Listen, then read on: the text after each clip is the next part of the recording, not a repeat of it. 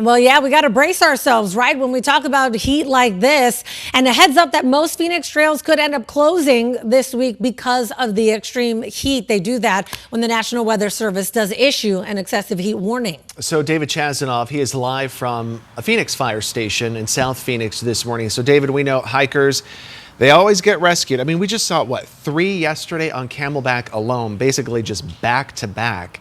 These firefighters, thankfully, they are trained and prepared for this.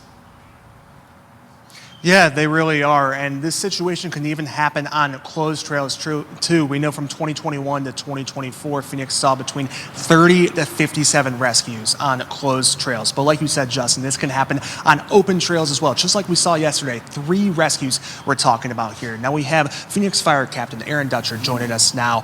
Tell me what you guys do when it comes to situations like mountain rescues. Well, in mountain rescues, obviously, we want to get the customer off the mountain as quickly as possible, but we also want to treat them. So if it's a heat-related emergency, we have a cooler bag that we have ice, and we'll have team members carry that up the mountain to the patient, and we'll do our cold immersion protocol to treat the patient and try to bring their core temperature down as we're treating them and bring them down the mountain. So you mentioned the cold water immersion method. I want to see a live demonstration of this here, if we can just get going. Can you kind of explain and take us through the step-by-step process of this? Sure, absolutely. So we have a simulated patient here who is altered and is found to be hot. When we have those conditions, we're going to deploy our cold immersion bag here. It's carried on all the trucks here in Phoenix. It's also expanded to other cities outside of Phoenix.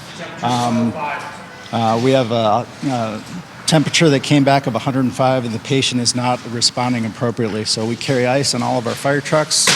2 crew members are going to start preloading the bag with 2 bags of ice while we start treatment and assessing the patient. As soon as that's done, you'll see the team members are going to team lift the patient into the bag while they continue treatment.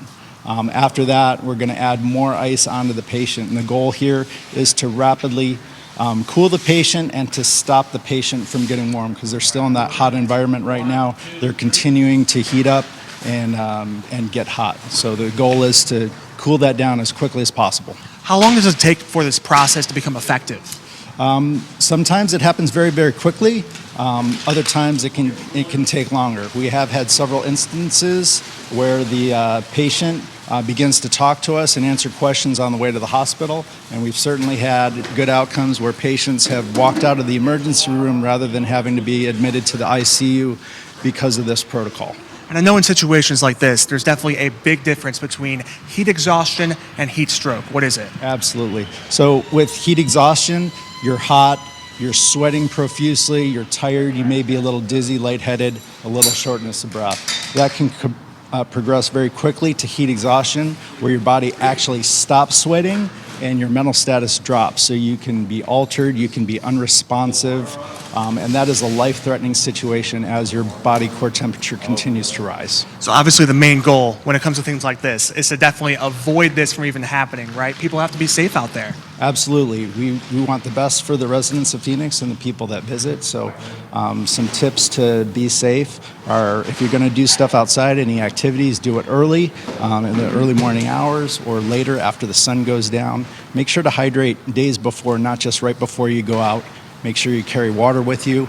And if you're hiking or enjoying the outdoors, when half your water's gone, make sure you turn around and you can get back safely before your water's gone. And 3 mountain rescues yesterday. I mean, does that kind of give you a sign of what's yet to come for this hot summer months? Yes. I mean, we have lots of mountains in the Phoenix area where residents like to enjoy, and we hope that people just go out and enjoy the mountains, but do it safely.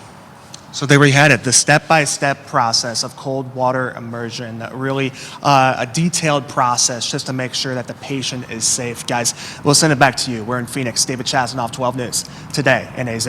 You know, I think the first thing that strikes me here is that you're watching them save lives, right? When somebody is overheated, because the heat can be very dangerous.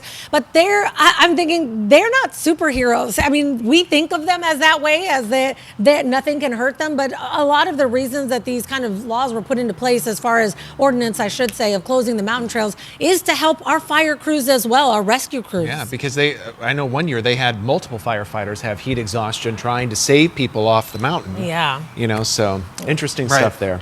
Thanks, David, for that.